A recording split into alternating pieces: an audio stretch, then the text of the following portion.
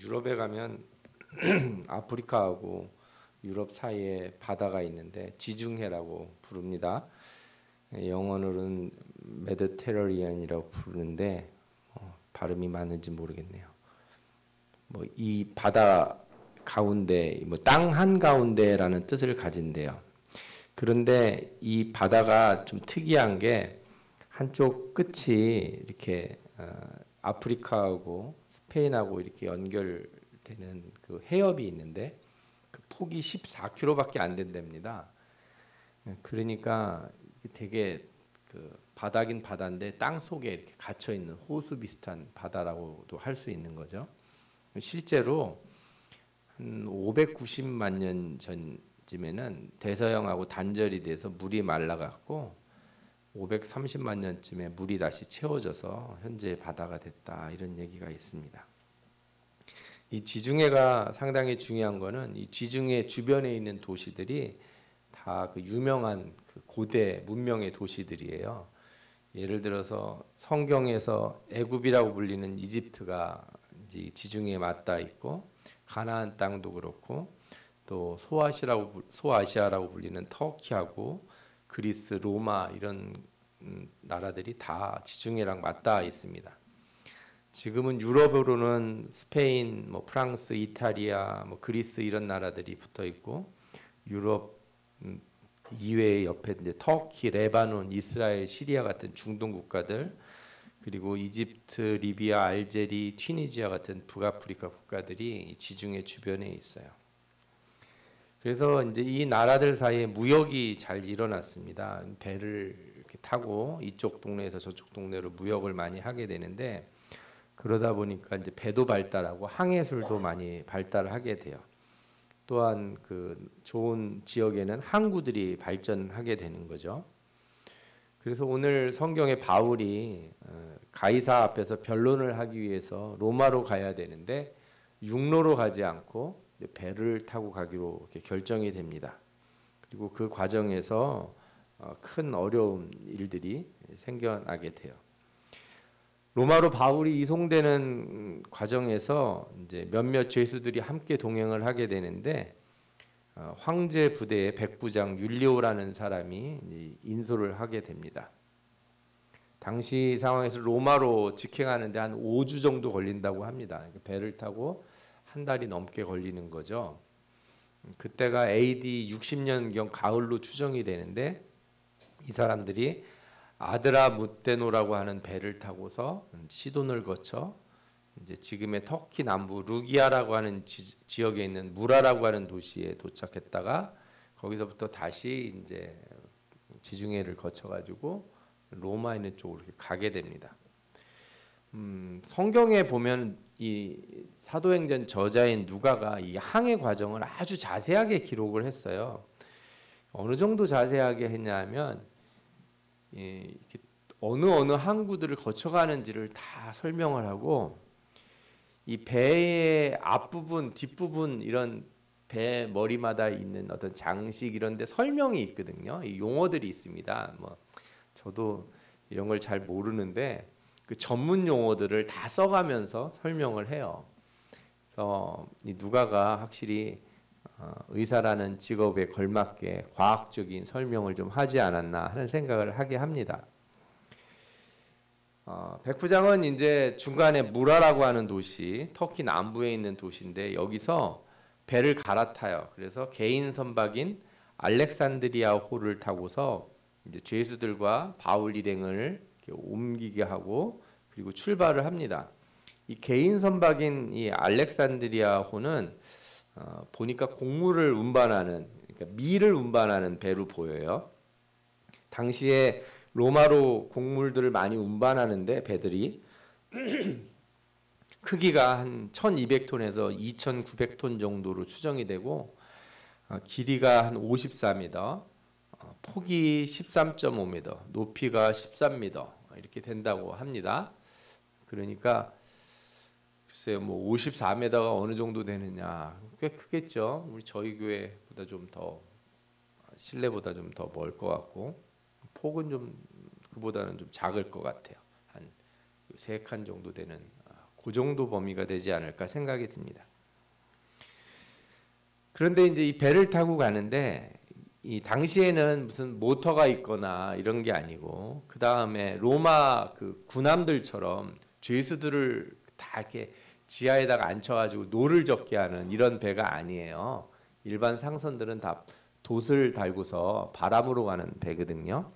그러니까 바람이 안 좋으니까 배가 되게 천천히 가게 된 거예요. 속도가 많이 줄었습니다. 그래서 간신히 며칠을 항해한 끝에 사실은 금방 갈 수 있는 하루 이틀이면 가는데 훨씬 더 많은 시간이 걸려서 크레타 섬이라고 하는 섬에 도착을 하게 돼요. 지중해에 있는 아주 큰 섬 중에 하나입니다. 그러니까 성경에 나오는 이 지중해에 있는 섬 큰 게 두 개가 있는데 하나는 우리가 구브로라고 하는 섬 들어보셨죠? 예, 구브로. 예. 이런 섬이 하나 있다면 크레타 섬이 또 있어요. 이 섬이 이제 보다 저 그리스 쪽에 가까운 섬인데 이 섬에 도착을 하게 돼요. 성경에는 그 이유가 이제 맞바람 때문에 그렇다 이렇게 설명을 아주 친절하게 해줍니다. 그리고 그 섬에서 섬을 끼고 이렇게 도는데 며칠을 더 가서 그 미항이라고 불리는 그 이름 그대로 아름다운 항구 이런 뜻이에요. 조그만 항구에 다시 도착을 하게 돼요. 그런데 이 과정에서 아까 말씀드린 것처럼 가을에 이제 배를 타고 가게 돼요. 그걸 우리가 알 수 있는 여러 힌트들이 성경에 나오는데 그리스 그 지중해는요 겨울이 되면 폭풍이 많이 붑니다. 이 지중해 기후가 어떤 기후냐면 여름에는 건조하고 날씨가 쾌청해요. 여러분들 생각해 보세요. 바닷가인데 습기가 많아야 되잖아요. 막 바닷바람 하면 막 끈적끈적하고 그래야 되는데 그렇지가 않고 오히려 건조하고 이렇게 바람이 잘 불고 그래요. 비도 안 오고. 그래서 요즘도 지중해가 그렇게 휴양지가 많답니다. 거기가. 근데 겨울이 되면 어떠냐면 그냥 비가 주룩주룩 툭 하면 내리고 우기라고 그래가지고 우리가 오늘도 날씨가 좀 흐리지 않습니까? 요거보다 조금 더 흐린 날씨가 거의 대부분이다. 그리고 그냥 비가 오는 둥 마는 둥 오는 둥 마는 둥 하고 오기도 하고 그러다가 또 갑자기 많이 쏟아지기도 하고 그런 날씨거든요. 배가 잘 안 가려고 그래요. 그래서 여기 계속 있어야 될지 로마로 계속 가야 될지 이렇게 이제 논쟁이 생겨나기 시작을 해요. 성경의 27장 9절을 보면 여러 날이 걸려 금식하는 절기가 이미 지났으므로 항해하기가 위태한지라 이런 설명이 나옵니다. 금식하는 절기는 대속죄일과 관련이 있는 것으로 보이는데 현재도 대속죄일이 10월 4일이에요. 딱 요때예요. 요때 바울이 배를 타고 갔을 때가. 그러니까 요 금식하는 절기가 이미 지났으니까 10월 중순쯤 되지 않았나 싶어요. 그래서 어느 때는 10월 중순 넘어가면서부터 11월 초부터 막 비가 내릴 때가 있고 좀 늦게 오기 시작하면 11월 중순이 넘어서부터 비가 오기도 해요. 여러분들 혹시 그 이태리 같은데 여행을 가시려면 겨울에 가시면 안 돼요. 날씨가 좋지가 않아요. 예. 그래서 여름에 가는 게 좋다 그 동네는. 그 주변이 다 그러니까요. 그래서 이제 항구에 머무를까 이렇게 생각을 해요. 유대 문헌에도 보면 11월에서 2월 혹은 10월에서 5월 사이에는 바다를 피하라 이런 얘기가 나올 정도예요. 이 지역에서 만들어지는 이제 태풍 같은 건 사실 없는데 요즘은 뭐라고 부르냐면 메디케인이라고 하는 뭐 열대성 저기압 뭐 이런 큰 비가 내리는 태풍 비슷한 게 생긴답니다. 그러니까 메디테레니언이라고 하는 그 지중해라고 하는 말하고 허리케인하고 합성한 말인데 꽤 많은 비를 내린답니다. 요즘도 해마다 한두 개씩 9월이나 10월쯤에 이렇게 생기기도 한다고 그래요. 바울은 이 여행을 하면서 이 지중해 날씨 경험이 많았던 것 같아요. 그래도 고린도후서에 보면 이런 말씀이 나와요. 여러 번 여행하면서 강의 위험과 강도의 위험과 동족의 위험과 이방인의 위험과 시내의 위험과 광야의 위험과 바다의 위험과 거짓 형제의 위험을 당하고 이렇게 나와요. 바다의 위험을 당했다는 말이 나오는 걸로 봐서 배 타면서 고생을 많이 했던 것 같아요. 그러니까 바울이 이제 경험에 근거해서 이렇게 얘기를 합니다. 여러분이요, 내가 보니 항해가 하물과 배뿐만 아니라 배에 실은 물건이나 사람 배뿐만 아니라 우리 생명에도 타격과 많은 손해를 끼치리라 이렇게 얘기를 해요. 날씨가 안 좋아지면 배도 고장나고 물건도 버리게 되고 사람도 죽을 수 있으니 가지 말자 이런 얘기를 하는 거죠. 그런데 백부장과 선주가 어떻게 하냐면 바울의 말을 잘 안 믿는 거죠. 백부장이 선장과 선주의 말을 바울 말보다 더 믿었다 하는 말씀이 나와요. 아무래도 그렇겠죠. 또 선장과 선주는 기한 내에 공무를 옮겨야 돈을 버니까 약간 무리를 해서라도 빨리 갔으면 좋겠다 하는 마음이 있긴 있었을 거예요. 만약 겨우내 항구에서 싣고 온 곡물을 배에다 그냥 두면 여러 가지로 손해가 더 커질 수도 있잖아요. 그리고 많은 사람들이 이제 이 미항에 머무르는 걸 싫어했어요. 그냥 항구가 너무 좁아가지고 여기 머무르기 안 좋다. 그래서 다른 큰 항구로 옮기자고 이렇게 얘기를 합니다. 그래서 백부장이 일단 크레타 섬의 서쪽에 있는, 크레타 섬 남쪽인데 서쪽 끝에 있는 항구로 옮기자 이렇게 얘기를 해요. 그래서 서쪽 끝에 있는 베닉스라고 하는 그 항구로 가기로 합니다. 근데 마침 이런 결정을 하니까 남풍이 막 불어오는 거예요. 바람이 잘 불어와서 잘 됐다. 그래서 이 섬을 북쪽에 딱 끼고 해변을 따라서 배를 타고서 쭉 이렇게 가기를 해요. 그런데 상황이 낙관적인지 알았더니 얼마 안 돼서 유라굴로라고 하는 큰 광풍이 불어옵니다. 유라굴로라고 하는 거는 어떤 특별한 뭐 보통 명사라고 보기보다는 헬라어하고 라틴어가 합성된 말인데 북동풍이라는 뜻이에요. 그리고 여기에 사용된 이 광풍이라고 하는 말이 나오거든요. 유라굴로라고 하는 큰 광풍 부르는데 이 광풍이라고 하는 말 티포니코스의 명사형이 태풍의 어원이 되는 단어예요. 그래서 이 단어가 가리키는 게 아까 말씀드렸던 메디케인하고 되게 유사한 거죠. 그러니까 이 시점에 어떤 돌풍으로 일어난 큰 바람이 분 거예요. 그러니까 이 돛을 달고 가는 배가 할 수 있는 일이 없는 거예요. 바람이 너무 세게 불어서 이 섬을 따라 이렇게 돌으려고 했는데 그게 안 되고 그냥 배에 쭉 밀려버렸습니다. 그래서 이렇게 밀려가다가 섬이 하나 발견됐어요. 조그만 섬이. 그 섬 이름이 가우다라고 하는 섬인데 크레타 남쪽에서 한 37km쯤 떨어져요. 그럼 섬에 도달했냐? 도달을 못했어요. 바람이 너무 막 불고 풍랑이 쳐서 계속 밀려나가는 거예요. 계속 밀려나가면 어디까지 가게 되냐? 북아프리카 해변까지 도착하게 되는 거예요. 근데 문제는 뭐냐면 그 리비아 북부에 거기 모래톱이 많은데 여기에 밀려가면 배들의 무덤이라고 하는 곳이 있대요. 끝장이에요. 그냥 아무 끝나는 거예요. 이 지중해를 거쳐서 위로 올라가야 되는데 그게 아니라 밀려가지고 아프리카 쪽으로 내려왔으니 이제 배가 이제 완전히 걸리면 다 죽는 거죠. 폭풍이 계속되자 선원들이 어떻게 하냐면 바다에 짐을 막 던집니다. 여러분들이 요나서 보면 나오잖아요. 바람이 세게 불고 그러면 배의 무게를 가볍게 하기 위해서 짐을 버려야 돼요. 우리나라가 예전에 그 세월호가 침몰할 때도 이렇게 풍랑이 이렇게 파도가 좀 센데 화물을 너무 많이 실은 거예요. 그러면은 균형을 못 잡고 배가 전복될 가능성이 있거든요. 그래서 이 복원력을 올리기 위해서 버리는 거죠. 짐을 막 버리기 시작했어요. 그리고 배에 있는 장비들까지 다 버리게 되는 거죠. 그래서 성경에 어떻게 묘사가 나오냐면 우리가 풍랑으로 심히 애쓰다가 이튿날 사공들이 짐을 바다에 풀어버리고 사흘째 되는 날에 배의 기구를 그들의 손으로 내버리니라. 여러 날 동안 해도 별도 보이지 아니하고 큰 풍랑이 그대로 있음에 구원의 여망마저 없어졌더라. 저도 배를 타보지만 배 타는데 막 이렇게 파도 치면 사람이 엄청 두렵지 않습니까? 뭐 비행기도 마찬가지예요. 비행기 탔는데 제가 예전에 신혼여행 기억이 나요.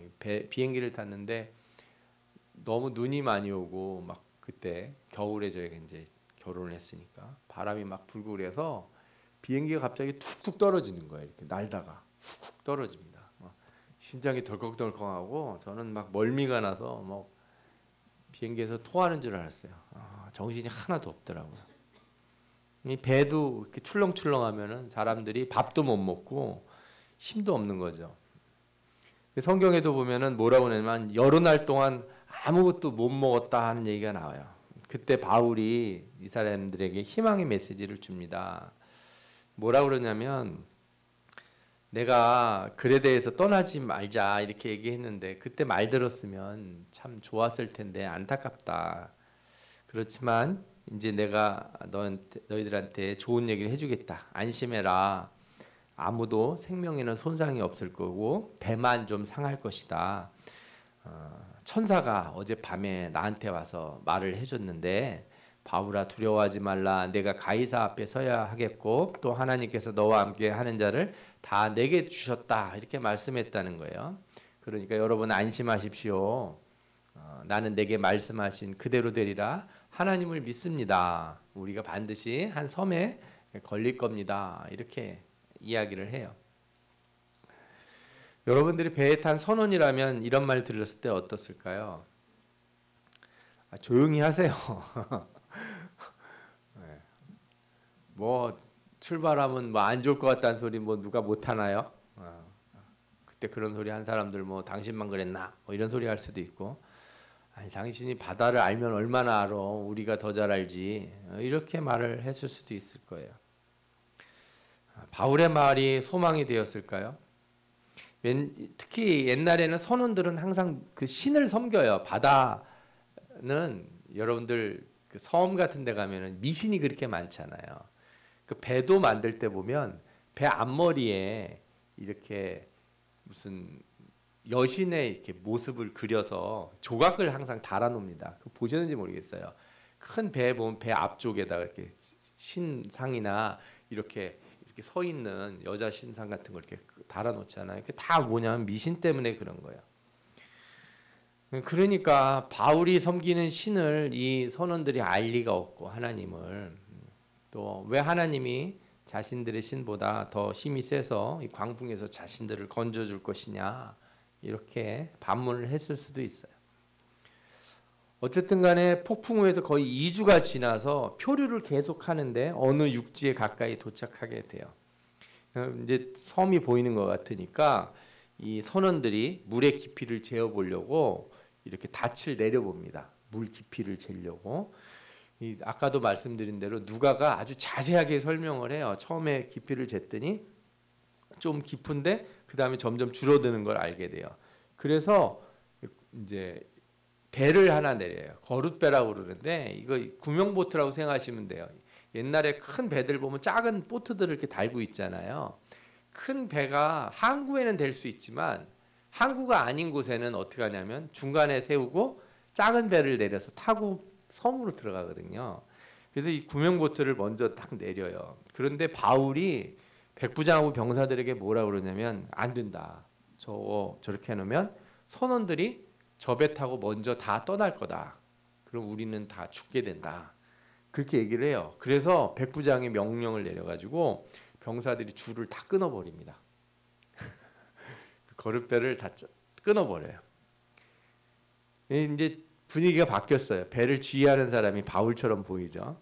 바울은 사람들에게 음식을 가져와서 기도하고 사람들에게 먹기를 권해요. 자기도 먹어요. 배에 있는 276명 모두가 음식을 먹고 이제 뭘 하냐면 배 안에 있는 밀 있죠. 아까 곡물을 운반하는 배라고 그랬는데 실어있던 밀을 다 바다에 버립니다. 배를 가볍게 만들고 날이 새기를 기다려요. 그리고 날이 새자 자신이 어느 섬에 자신들의 배가 어느 섬 해안에 도착한 것을 발견하고 배를 모아서 해안으로 조심스럽게 들어가는데 배 앞부분, 성경에는 이물이라고 나와요. 이게 이물이 뭐냐면 배 앞부분을 얘기해요. 이게 모래톱에 껴요. 그리고 뒷부분을 고물이라고 부르는데 고물이 부서졌다 이렇게 성경에 나옵니다. 그러니까 이제 배가 이제 그 모래톱에 낀 거죠. 그러니까 병사들이 죄수들을 탈출할까봐 다 죽이려고 합니다. 참 편한 시대예요, 그죠? 죄수들이 도망할 것 같으면 귀찮으면 다 죽여버리는 시대니까. 바울도 죽을지 모르는 거예요. 그런데 백부장이 병사들에게 뭐라 그러냐면 사람들과 먼저 내려서 헤엄쳐서 땅으로 가라고 그래요. 그러면서 바울을 죽이지 못하도록 이렇게 막습니다. 그리고 나머지 사람들도 모두 배에서 내려서 이 바다를 걸어서 헤엄쳐서 이렇게 탈출을 하게 돼요. 내용을 보면 무슨 영화 같지 않습니까? 예. 우리는 오늘 본문을 보면 바울의 말을 듣지 않고 항해한 자들이 재산을 잃어버리고 표류하다 간신히 살아났구나 이렇게 생각할 수 있습니다. 바울이 뭐라고 그랬어요? 내 말을 듣고 그레다에서 떠나지 아니하여 이 타격과 손상을 면하였더라면 좋을 뻔하였느니라. 27장 21절에 이렇게 말씀하고 있으니까요. 이렇게 말을 했는데도 항해를 한 게 문제다 이렇게 주장할 수 있어요. 그러면서 우리는 항해 기술을 가진 사람들보다 믿음이 좋은 사람들 말을 들어야 한다 이렇게 주장할 수도 있을 겁니다. 얼마 전에 저희 교회 뒤편에 이렇게 공사를 했어요. 레미콘이 와서 공구리 막 붓고 그랬습니다. 레미콘 막 업자가 뭐 이렇게 저렇게 얘기하는데 제가 기도를 많이 했기 때문에 이거 문제가 있는 거 아니냐고 그러면은 제 말을 듣는 게 맞나요? 레미콘 업자 말을 듣는 게 맞나요? 돈 내는 사람 말을 듣는 건가요? 여러분들 오늘 말씀을 한번 이제 잘 생각해 볼 필요가 있어요.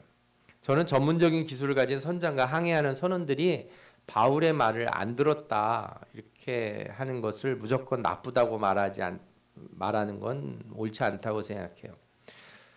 누군가 자신의 경험에 의거해서 의견을 낸다면 더 많은 경험을 가진 사람의 의견이 존중받는 건 당연해요. 바울이 바다 여행을 많이 했어도 항해 경험이 많은 선장과 선원들이 더 지식과 경험이 많기 때문에 그런 거죠. 또 말씀을 보면 그들이 처음부터 로마로 가려다가 표류를 한 게 아니고 옆에 항구로 옮기려다가 이게 큰 바람을 만나서 이렇게 옮겨진 거예요. 그러니까 의도적으로 바울의 말을 거부하려고 했다기보다 우연히 일어났다 이렇게 보는 게 오히려 맞을 수도 있어요. 또 바울이 한 말이 처음부터 예언적인 성격을 갖는지는 의문스러워요. 왜냐하면 처음엔 뭐라고 그랬냐면 이번 항해가 하물과 배뿐만 아니라 우리 생명에도 타격과 많은 손해를 끼치리라 이렇게 말을 해요. 생명도 분명히 타격을 받는다 이런 얘기를 했잖아요. 그런데 나중에 환상 가운데 천사의 메시지는 어땠냐면 바울아 두려워하지 말라 내가 가이사 앞에 서야 하겠고 또 하나님께서 너와 함께 항해하는 자를 다 내게 주셨다. 중간에 하나님이 사람들을 살리도록 바꾸셨냐? 뭐 그렇게 생각할 수도 있겠지만 적절하지는 않은 것 같다. 저는 이런 생각이 들어요. 그러니까 바울이 한 말은 그가 기도하고 하나님의 응답으로 한 말이라기보다는 경험에 좀 더 의지한 말이 아닌가 하는 생각도 좀 듭니다. 이걸 따지는 건 사실은 오늘 본문의 중요한 문제가 아니에요. 오늘 본문의 가장 중요한 문제는 다른 데 있어요. 바울이 적은 경험에도 불구하고 선장과 선원들도 예측 못한 그 폭풍우가 불어올 것을 미리 알았냐? 이게 오늘 말씀의 본질이 아니라는 거예요. 그보다는 폭풍 가운데서 오랜 경험을 가진 선장과 선원들 그리고 자신의 사업의 중요한 물건을 싣고 가게 한 선주 그리고 황제의 백부장보다 바울이 좀 더 나은 리더십을 보여줬다는데 말씀에 포인트가 있어요. 그러니까 폭풍우를 피하는 능력이 아니라 폭풍우 가운데서 사람들을 격려하고 포기하지 않도록 하게 만드는 능력 이것이 바울에게 있었다는 거예요. 여러분 저는 하나님이 우리 신자에게 꼭 위험과 문제를 미리 피해서 아무런 어려움 없이 살아가도록 하는 것이 그분의 뜻이고 은혜이자 축복이라고 생각하지 않습니다. 만약에 그것만이 은혜고 축복이면 우리는 모두 예언과 투시 은사 같은 거 받아서 미리 올 폭풍도 알아야 되고 그죠? 예. 뭐 세상에 어려운 일 생길 거, 뭐 전쟁이 미리 날 것도 다 알아야 되고 어떤 경제적인 문제가 생길 것도 미리 알고 막 이래야 되는 거 아니겠습니까? 그런데 오히려 그런 걸 알려고 하는 것을 성경은 인간의 욕망이다 이렇게 말할 때가 많아요. 인간의 욕망이 가장 잘 드러나는 게 대중문화인데 요즘 드라마들 같은 걸 보면 우리가 말한 이런 욕망들이 너무 잘 드러나요. 많은 드라마에서 사람들이 과거로 돌아가 현재를 바꿔요. 미래에 있을 일을 미리 다 아는 어떤 신적인 능력들을 갖는 것처럼 막 말하고 싶어요. 안 되는 거 뻔히 아는데 왜 그런 드라마를 만들까요? 우리 모두가 그런 일을 원하기 때문에 그래요. 혹시 그런 생각 안 해보셨습니까? 내가 옛날에 그 사람 안 만나고 딴 사람 만나서 결혼했으면 좀 더 행복하게 살지 않았을까? 내가 옛날에 학교 들어갈 때 그 과 안 가고 다른 과 갔으면 좀 낫지 않았을까? 내가 그때 그 친구 안 만나고 딴 사람 만났으면 내 인생에 변화가 있지 않았을까? 세상 사람들은 그런 얘기를 하다 아니면 그런 생각을 하다 보면 자연스레 술을 찾고 술을 마십니다. 술을 마시든 상상을 하든 동일해요. 바뀌지 않는다. 달라지지 않는다. 성경에는 많은 예언자들이 나오는데 그 예언자들은 미래에 있을 일을 미리 예언함으로써 그래서 돈을 벌고 갑부가 되는 방법이 있다. 이렇게 하지 않았어요. 오히려 예언은 뭐 하는 데 쓰이는 거예요? 회개하고 돌이키는데. 그죠? 예. 그러니까 예언이라고 하는 건 재난을 피하는 일보다는 회개를 촉구하는 일에 더 쓰이는 게 맞아요. 바울의 처음 말한 게 예언이었다면 바울은 뒤에 반드시 무슨 말을 해야 돼요? 회개하라 이렇게 얘기를 했어야 되는 거죠. 사실은 그래서 신자에게 주어지는 그 현실적인 은혜라고 하는 건 폭풍우를 피하는 게 아니라 폭풍 가운데서 어떻게 견뎌낼 것인가. 또 자기만 견디는 게 아니라 어떻게 주변 사람들을 격려하고 견뎌내게 할 것인가. 이게 가장 중요한 은혜예요. 그래서 바울이 폭풍 가운데서 한 말도 잘 읽어야 돼요. 여러분들 너희들 내 의견 무시하더니 거 봐라 쌤통이다. 내가 그거 다 버릴 줄 알았다. 그 돈이 얼마인지 아냐. 아우 아까워라. 저는 이런 사람들 참 싫어해요. 우리는 모두 실수하잖아요. 근데 실수했는데 거기다 대고 내가 그럴 줄 알았다 너 하는 짓 보니 내가 그러고도 남았다 너 이런 말하는 사람은 친구로 두고 싶은 마음이 요만큼도 없고 이런 사람이 교회를 다닌다 그러면 나는 그 교회 다니고 싶지 않다. 사람들이 그렇게 얘기할 거예요. 바울의 말의 핵심이 뭐예요? 바울아, 하나님이 이렇게 얘기하셨다는 거예요. 두려워하지 말라. 내가 가이사 앞에 서야 하겠고 하나님께서 너와 함께 항해하는 자를 다 내게 주셨다. 그러니까 바울이 뭐라고 그래요? 여러분이 안심하라. 나는 내게 말씀하신 그대로 되리라. 하나님을 믿노라. 폭풍 속에서 사람들에게 하나님의 은혜를 전하고 격려하는 거예요. 선원들이 몰래 밤에 도망치는 것을 막아서 모두가 살 수 있는 기회를 놓치지 않게 만드는 거죠. 음식을 먹지 않는 자들을 권하며 음식을 먹게 해서 힘을 차리게 하는 거예요. 그런 상황에서 내가 어떻게 도망해야 될까? 바울이 그런 생각을 단 1도 하지 않아요. 사람들을 격려하고 힘을 모아서 위기의 순간 협동하여 문제를 해결할 수 있도록 만든 것이 오늘 하나님께서 바울을 통해서 사람들에게 보여주신 내용이에요. 그러니까 오늘 말씀을 보면 기존의 다른 바울의 전도와는 전혀 다른 방식의 전도가 나오는 걸 알 수 있죠.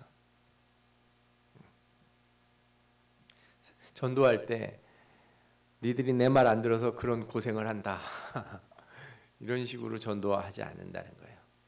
격려하고 위로함으로 문제를 극복할 수 있도록 도와서 그러니 누구 하나 붙들고 예수 믿으라고 말한 적이 없어요. 하나님이 내게 이렇게 말씀하셨고 나는 하나님을 믿는다 이렇게밖에 얘기를 안 했어요. 그러나 그 뒤에 많은 사람들이 바울의 말을 신뢰하게 되잖아요.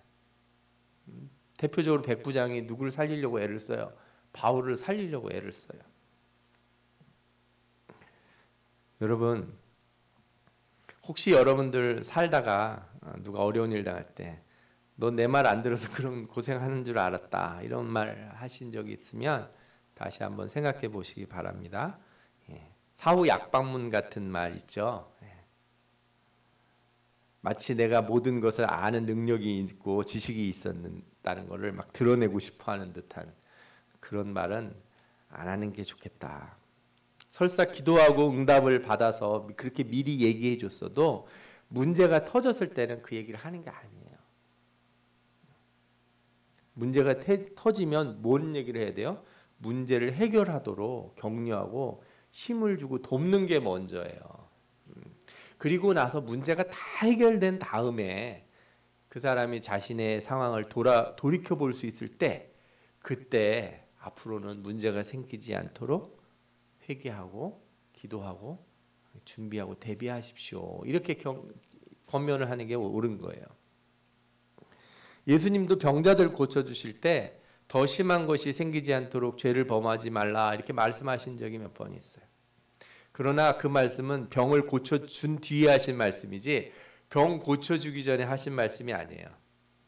너 또 죄 질 거야 말 거야. 너 지난번에 왜 한 말 안 듣고 너 이렇게 됐어.